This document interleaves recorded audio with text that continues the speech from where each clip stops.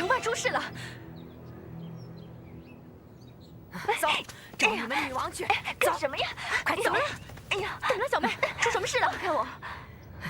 正好你是她姐姐，你妹妹偷了我一羊皮带的落胎犬，我是人赃俱获，我正要拉她去见女王呢。那落胎犬不是得准备花红彩礼，才能跟如意真仙交换的吗？你哪里来的这么多？那是几个和尚送我的。小妹，照规矩，想做母亲，想喝子母河的水，得先公开拜神。你怎么能偷偷的喝呢？我没有偷喝，我是不小心失足掉到子母河里的，所以就喝了一口水，才结下这个胎气。我根本就不想生下这个孩子，我要打掉他。那你也不该偷我的水喝呀！我拿不出那么多的钱呢。小妹，那你这个捕快是知法犯法了。我是因为抓犯人才掉到子母河里的，这种事难保不再发生啊！我一个捕快，就那么一点点薪俸，我哪经得起一次又一次的怀孕啊？女王驾到！都免礼吧。本王看你也该满20岁，早该当母亲了，还是把孩子生下来吧。寡人拿钱帮你养都行。有钱我也不会生下这个孩子。啊？为什么？我生下这个孩子，还不是跟我们几个姐妹一样，都是粗人，只能舞刀弄剑给人家当保镖。3个姐妹，我最不争气，只会那个捕快。我也想学点本事，可是我就是笨，就是笨，粗手粗脚，什么都学不会，只能屈于人下，听人吩咐，听人家的使唤。够了，不要说了。不，我要说，我们3姐妹就算性格不同，但是模样、身子骨都是大同小异。无论怎样，都成不了气候，干嘛还生下这个孩子跟我们一起受罪？我不必猜，都知道他们将来会死于哪种病。我们是这样的种，就是这样的种，怎么也改变不了。不，可以改得了。怎么改？只要你心念一改，就能改。对，万法皆由心所生，你心念若改，自然能改。只要你心念改变，你相信好事，就能境随心转。你若认了命，趋于现状，那就永远也不可能改变。怎么改啊？我们女国几千年来都是一样的，我闭上眼睛，睁开眼睛，看到的都是一样的人，一样的事，一样的物。我不知道该怎么改变。一定要相信本王，女国会改变，由内而外全部改变。10年前，本王尚未登基，先王就已经派特使到大唐去了。他们一定会取回大唐的典籍经章，然后寡人会扩大兴学，让更多人去读书，穷人也能读书求学问，从内心开始改变，进而让大家都可以越变越美好。笨人天生就是笨，丑的人天生就是丑。俗语说勤能补拙，相由心生，会改变的。咱们女儿国会有希望的。听寡人的话，不要绝望，还是把孩子生下来吧。对，小美，我们就听女王的，把孩子生下来，姐姐帮你养。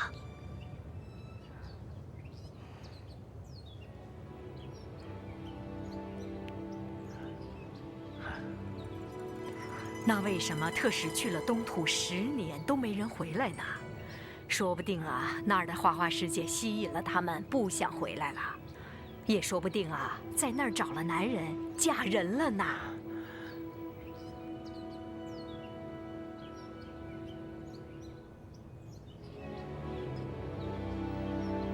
我们的生活波澜不惊，士农工商各司其位，几乎都是世袭。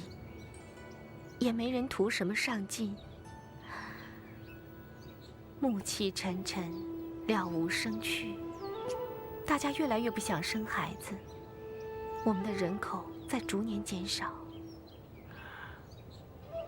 那三姐妹若非一胞三生，怎么相貌那样相似啊？这个本王也不解。过去女儿国也跟外面的女人一样，所谓一龙生九子，子子不相同。可是渐渐的，不知是否我们生存的地方一成不变所致，后来大家生下来的孩子变得越来越像，往往一家人都是一样的脸孔，一样的脾气，生活就更加一成不变。啊，那么你打算怎么改变女儿国呢？或许我们应该学习外面的世界，阴阳调和，开始接受男人婚配，这样我们女儿国的人种也会改变，想法改变，进而改变整个王国。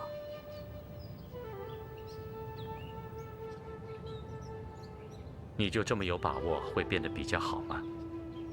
玉帝，佛经上讲，西方极乐世界不但没有男女之分，而且大家长得都一样。你相信那样就叫极乐世界吗？本王绝不相信。佛所说的极乐境界，绝不是常人的思想能够体会的。如果你还执着于六根所及的觉知，你就不可能领会所谓的极乐啊。玉帝，本王带你去看一个地方。好。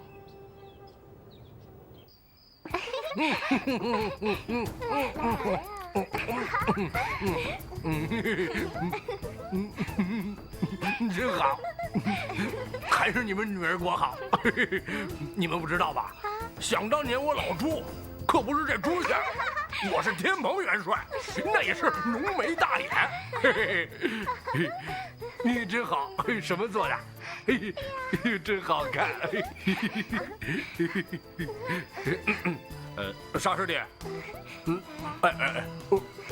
沙师弟，你还是回客栈休息吧。啊，猴哥，猴哥，嗨，这就是一袋头鱼，你没那造化，你看得懂吗？哼。为什么师傅能看得懂，能感受到其中的快乐，我就看不懂？我一定要弄明白。是说你傻，你还真够傻的。师傅他老人家，不是经常说一句话吗？是一动念则乱象失，对不对？哎，这世间万物它都是有觉知的。不，你非得呀把它弄明白了啊！你越想弄明白，这越糊涂，不是？那什么是天生的知觉呢？废话，我要是知道，那我早成佛了。我还跟你这啰嗦什么呀？是不是？难道你不想知道吗？我知道干什么？我只知道我天生是什么样，那我就是什么样，对不对？你看你，只要开心就好。我说，赵书记，你跟猴哥，你们还是先回去吧，早点休息。我回一馆吧。师傅他老人家一个人在，我老朱不放心。啊，哼，师傅用不着我保护，他肯定没事儿。谁说的？那女王一看见咱师傅，那眼珠子都出来了。师傅他要一个人在，那我不放心。那师傅要是被女王占了便宜，那破了罗汉真身，那事儿可是你误的。你当师傅是你呀？切！谁？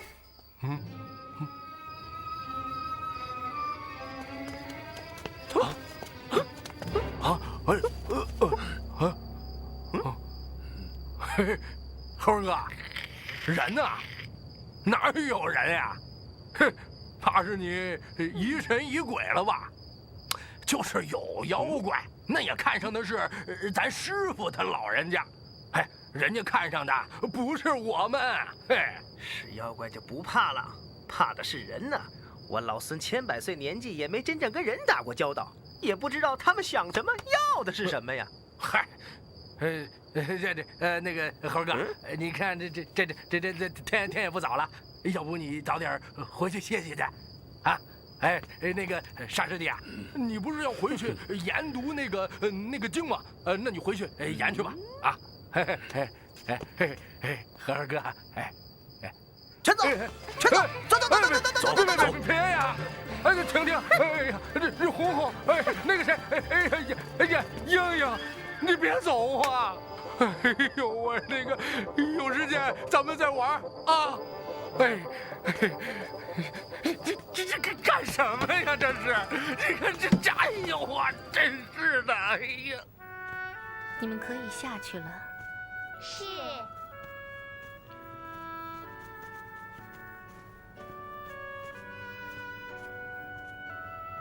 玉帝，这些都是历代女王的画像。本王是第7代王君，原名知琴。在这些画像中，这位老祖宗是活得最久的一位，他已扶持了5代女王。5代？对。那他岂不活了好几百年？听先王曾经说过，这位老祖宗生前养了一条青蛇为伴，所以才会活这么久。想来真是个奇迹。奇迹呀！玉帝，看完这些画像，能告诉本王你有何感触吗？阿弥陀佛。那就容本王告诉玉帝，本王带你到这儿来的寓意吧。这些历代女王，从未见过真正男子，也不懂得所谓的爱是什么。他们这一辈子为女儿国、为子民所付出的这一切，却根本不知道女儿国真正需要的是什么，真正改变的是什么。玉帝，可本王知道，我女儿国真正需要的是变法图治，真正需要的是接受男人，是吸吮阴阳调和，就像外面的世界一样，变法图治。正因为我是女王，我比其他的女人受到更多的约束，更不容易改变自己的命运。可本王万万没有想到，玉帝竟然来到了本王身边。本王知道，这是个千载难逢的好机会，因为只有玉帝有能力解救本王，解救本王脱离这一成不变的宿命。玉帝，你是大慈大悲的活菩萨，难道你真的忍心看着本王就这样如同槁木死灰的活下去吗？难道你真的忍心看着女儿国就这样逐渐的衰亡下去吗？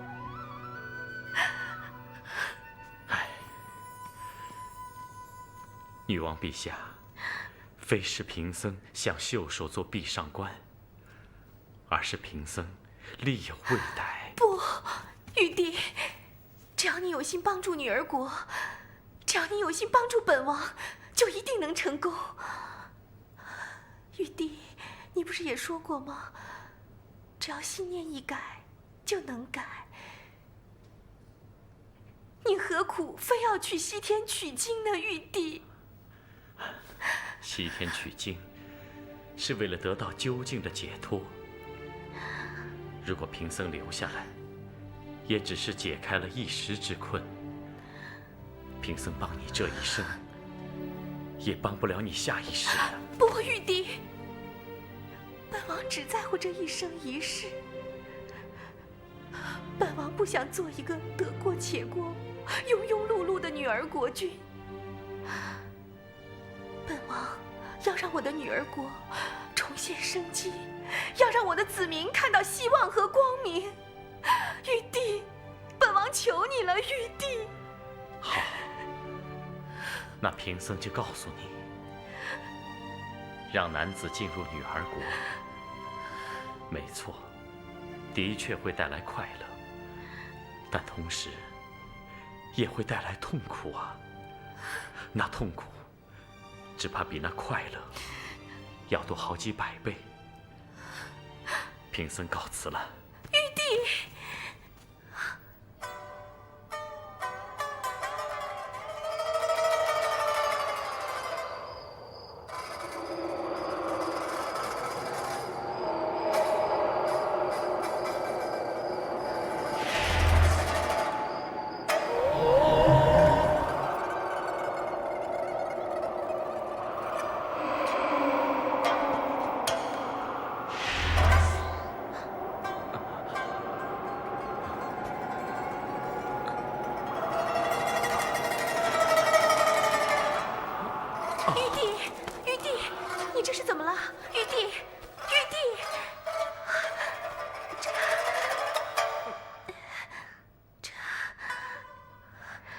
女王陛下，春宵一刻值千金，你要珍惜啊。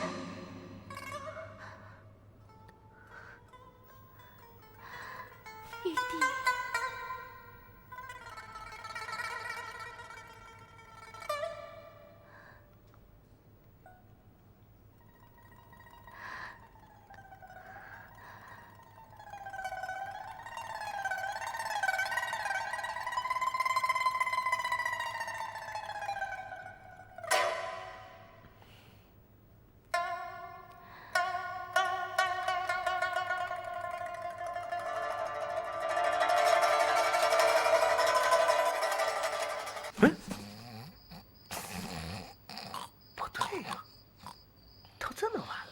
师傅早该回来了。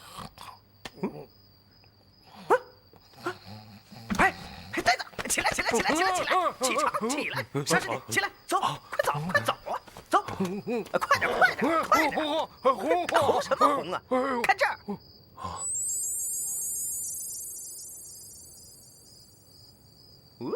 哎呀，二师兄，你看师傅跟女王睡着了。这女王还真君子啊，光抱着就知足了啊！这还取什么经啊？哎呦，哎呦！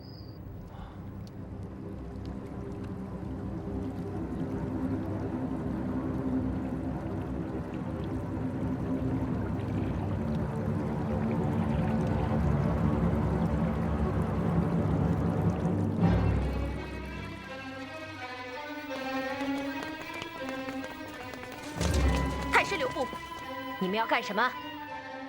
女王并未宣召太师不该私闯后宫。为了我女国的王位，我不得不闯入。哎，干什么？都给我闪开！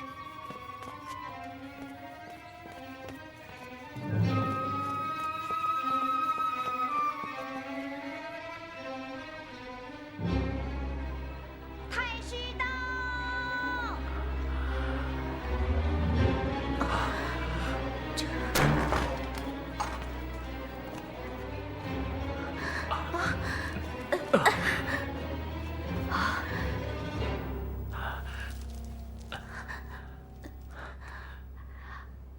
来人，在！把这乱我国风的淫贼抓起来！放肆！陛下，如果你还记得我是你的乳娘，就该乖乖的听劝，不要一错再错。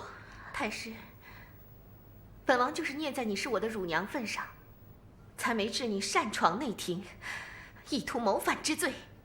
微臣不敢。不敢？那你还带着自家护卫，佩戴刀剑。本王不治你意图谋反，也要治你个欺君之罪。陛下，微臣擅闯内廷，事出有因。微臣是来护驾的。护驾？那你要说出个能说服本王的理由，不要任意空口臆测、任意攀污之言。微臣不必说。还是请女王自己去看看。大唐玉帝，你也前来看看，要让你心服口服。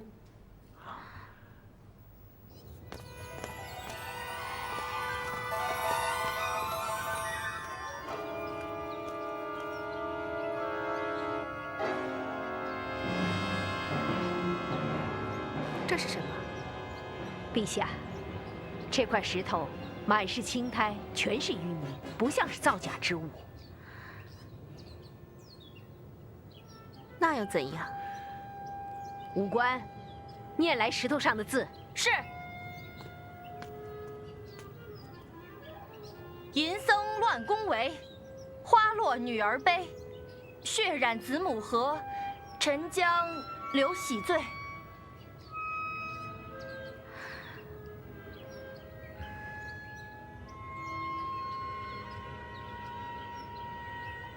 这石头是从哪儿来的？陛下，这块石头是今天早上在子母河边发现的。微臣怕陛下遭这和尚的屈辱，所以一大早闯入宫来。没想到，你们果真共处一室。大唐玉帝绝不是你等所想之人。那我怎么想？太师所见都是误会啊！哼，你这和尚若是清修之人，便该知道避嫌。为何夜不归宿，睡在陛下身边？大唐玉帝是水土不服，一时晕厥罢了。晕厥？你是真晕厥还是假晕厥？够了，先不谈此事。这块石头的来历，经过查明再说。微臣告退。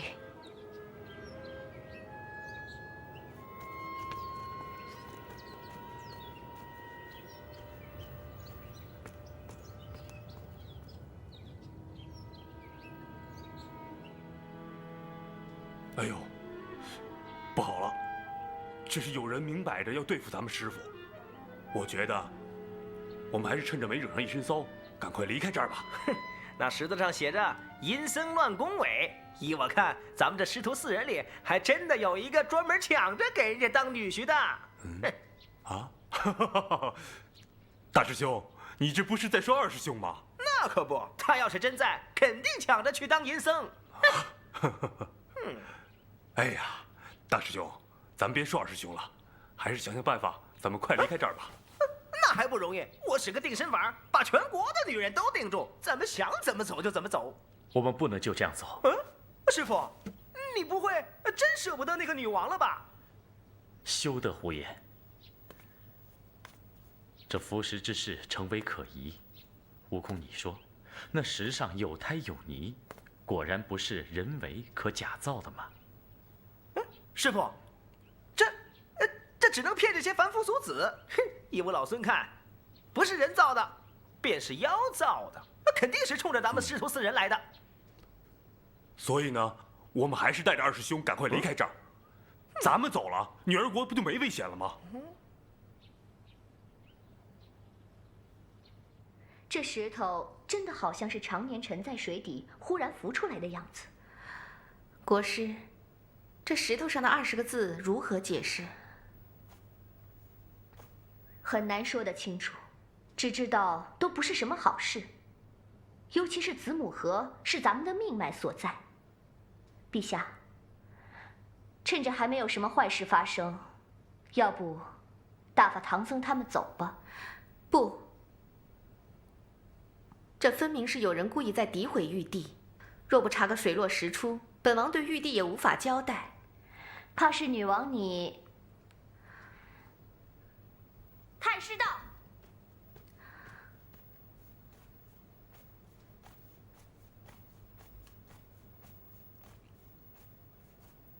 陛下，太师免礼。查得如何？之前发现石头的少女已经死了。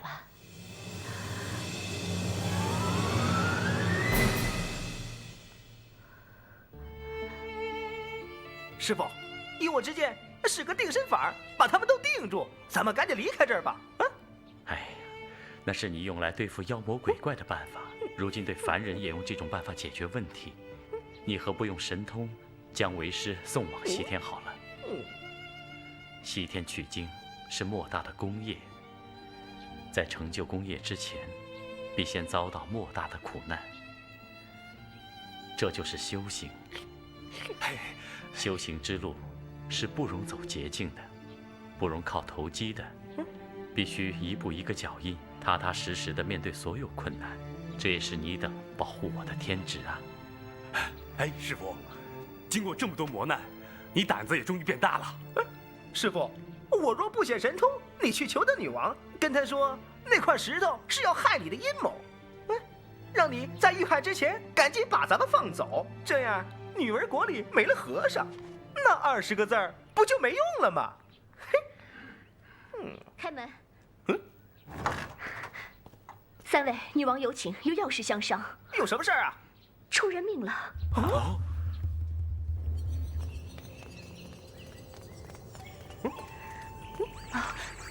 国师，你们来了，女王就在里面，请。师傅，进去看看。我的宝贝呀，我就你这么一个女儿啊，老天爷呀！太师，这是怎么回事啊？这位姑娘喝了子母河的水，准备成为母亲。一大早来到子母河，就发现那块石头。我们把石头带走以后，她的家人准备给她成亲。这过了半天的时间，怎么会变成这个样子呢？这不对呀！咱女人喝了子母河水，落下胎气，10月后方可待产。传说只有男人喝了才会死啊！不是什么传说，是事实。我师父师弟就是因为喝了这儿的水，肚子一下就变大了。哼，我看这肚子里不是什么孩子，是鬼胎。你胡说！我女儿怎么会怀鬼胎呢？要不是你们来到女国乱了阴阳，我女儿也不会出这样的事。你还我的女儿，还我的女儿！老婆婆，快来人！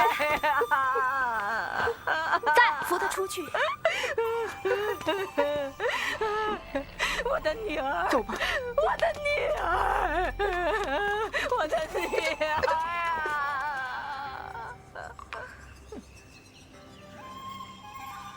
依本王所见，应该是那块石头有问题，并不干人事。凡见过石头的人，也并没都死啊。难道是子母河的水？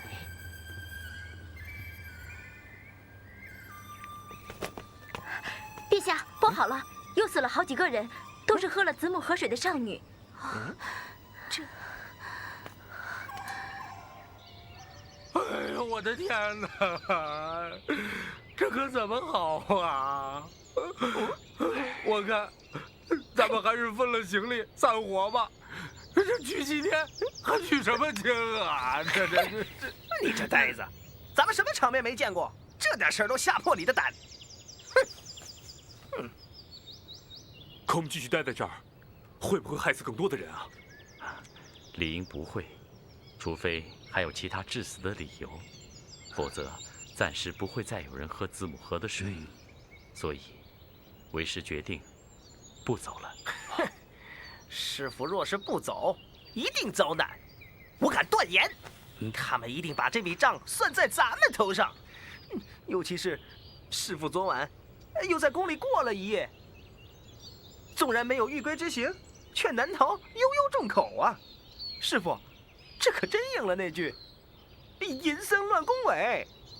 哦，对了，还应了那句老话吗？花落女儿悲啊！是啊，还有血染子母河，陈江流洗罪。哎呀，越说越可怕了。既然女儿国此难是因我而起，我们应该回去，把真相查个水落石出。如果是人为，要揪出真凶；如果是妖孽，要降魔伏妖，莫让他再去害人呐。那你们一去不会不回来了吧？回来，回来接小八戒。这，师傅，你看他一点都没正经。哎，师傅，你看这么多人把守，什么意思啊？你看那儿全都是人，这什么意思？哎，你什么意思？这么多人把守，什么意思啊？从现在开始，是你们不得擅自离开，去哪里都要向我禀报。你这是乱箭！这样做也是为你们好，免得牵动到你们身上，被抓去割了肉，当了香袋可不妙。师傅，你走。你别走！这什么呀？这师傅，你看，这不是软箭吗？太师刀！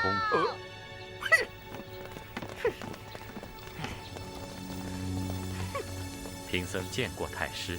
哼！自从你们来到此地，女国就无太平之日。如今又出了数条人命，尔等涉嫌不小啊！怪了，涉嫌什么？杀人也得有动机吧？你们就是动机，在河里下毒，想让我女国的女人不能自行生养，哼！然后让男人入住，受男人欺负。太师，你也把男人想得太坏了吧？就是，我们可不是这样的男人。太师啊，你是不是没见过男人呢？以为天下的男人都这么坏啊？你们这些不知天高地厚的和尚，现已激起民愤，还敢说笑？阿弥陀佛，太师，我等胸怀坦坦荡荡，你要查明真相，尽管放手，我等绝不离开女儿国半步。不要以为女王宠着你们，你们就肆无忌惮。待我抓到你们的证据，哼，绝不轻饶。嘿嘿，太师啊，就算你用八抬大轿抬我们也不去，反而你自己也得小心点儿，你也逃不了干系。你这猴头，胡说什么？太师，这也可能是你阻止女王婚嫁的阴谋，再当嫁祸也未尝不可呀。你，悟空，无凭无据，莫出臆测之言，损人名誉啊！好好看着他们。是。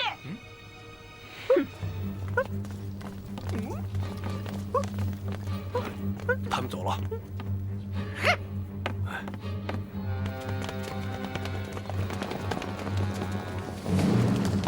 女王，谁出来给我们一个家？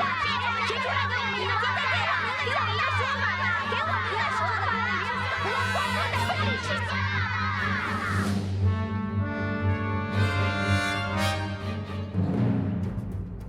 陛下，民怨沸腾，已不是微臣能止了。大家都在问，何时才能再饮用子母河水？若河水再不能饮用，那可是亡国灭种的大事啊！这必定是有人在水中下毒。若是有人下毒，一定要查出真凶。那是自然。若是被下毒，不过3日，毒水流至下游，那么河水就不再有毒，绝不可能遗毒无穷，更不至于亡国灭种。还有一种说法是，唐僧等男子进入国城内，已经冒犯了祖先，这是祖先降罪。够了，够了！你现在立刻下旨，禁止怪力乱神之语。至于河水何时能饮，3日后，本王必定给你个交代。下去吧。微臣告退。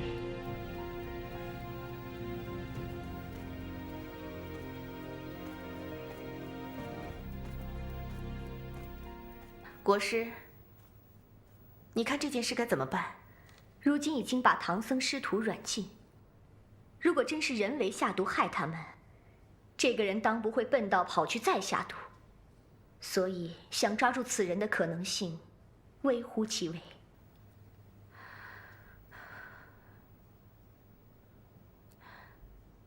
那又该如何稳定民心呢？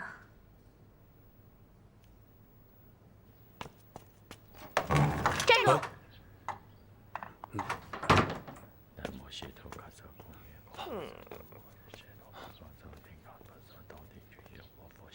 师傅，我们好像出不去了，我们被软禁了。我们又如何化被动为主动呢？师傅，您放心，我们是不会坐以待毙的。哎，就是，师傅，你放心吧，有我和大师兄呢，你就好好养身体吧。你看，你都晕了2次了。哎，你上次晕是因为什么事儿啊？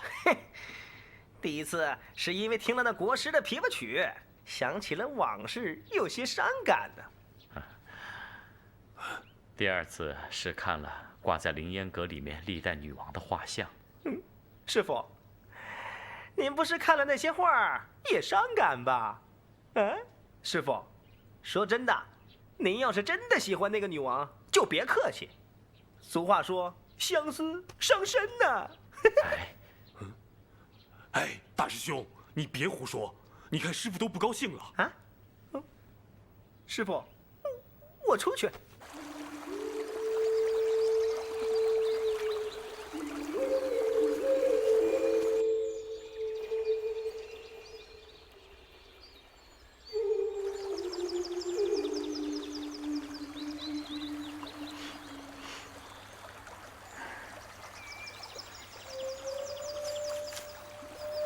无嗅无味，真不晓得该如何证明这水有没有毒。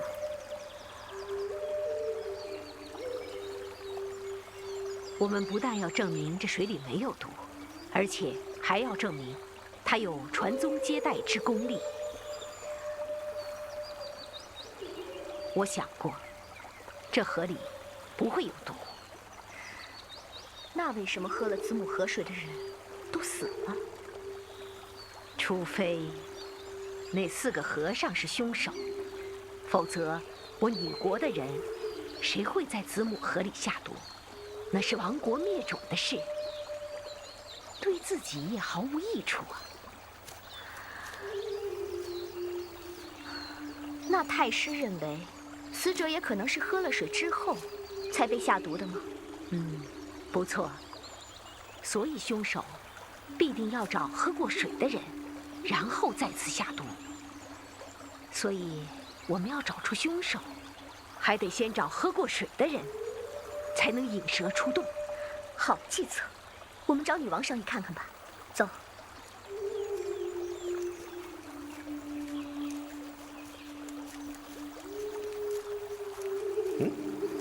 这太师看起来外表不像那么凶，并没死咬住是我们干的，而且人还挺聪明的，看样子还是国师可疑，可偏又看不出来他哪儿可疑呀。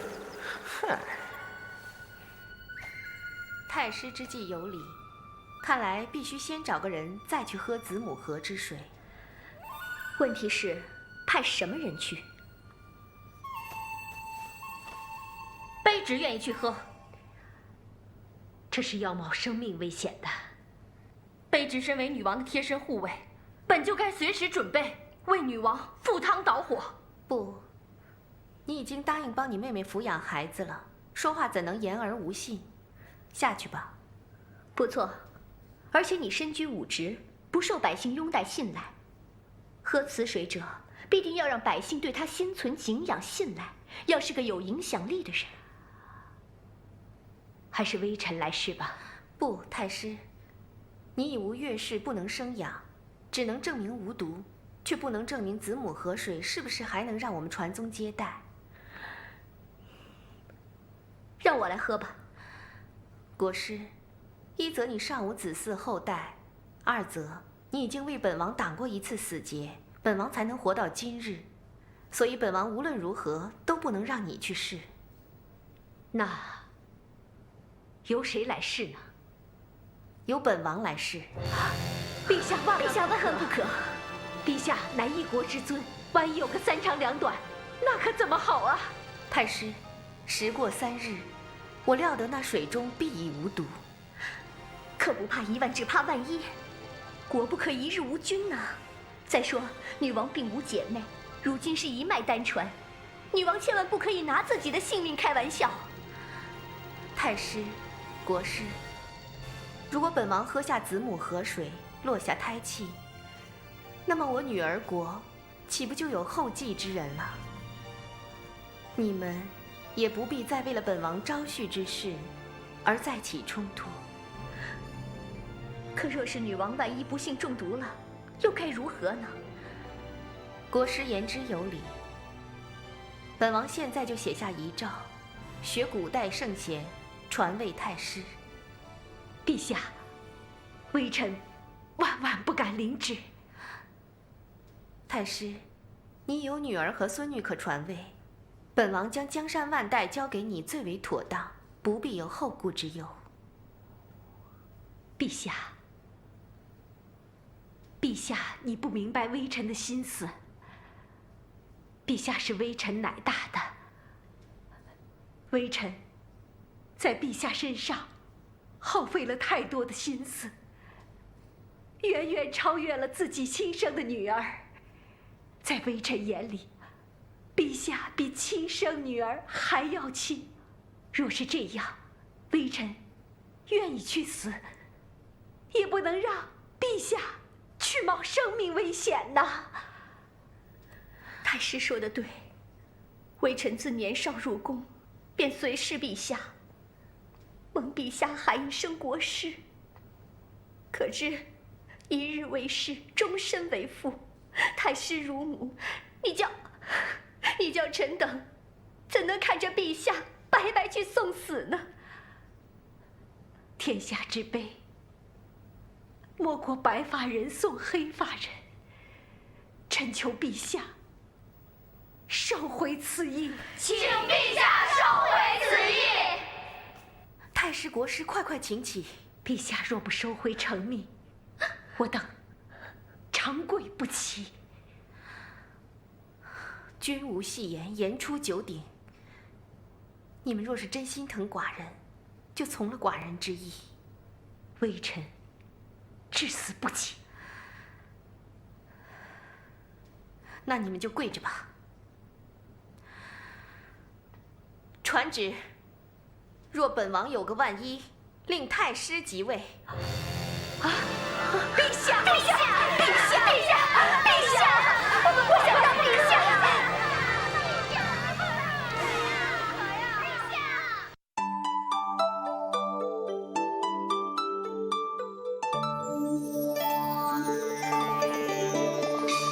纵横万里，笑看当下要灭三。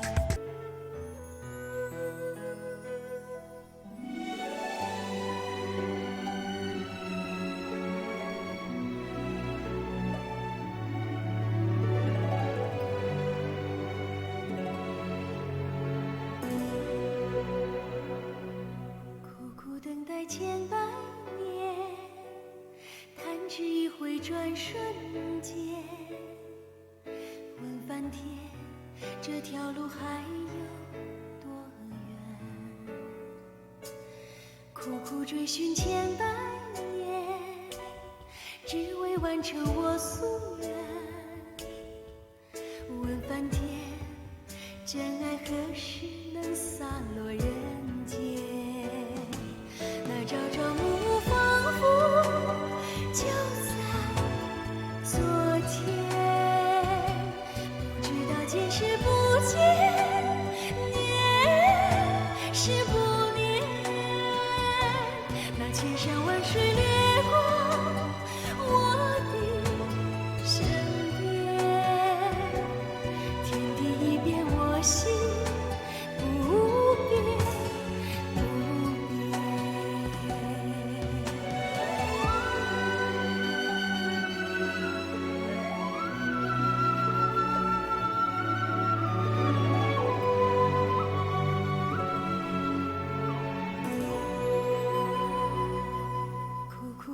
千百年，繁华若梦转瞬间。问翻天，为何人生难两全？苦苦追寻千百年，人爱之心不曾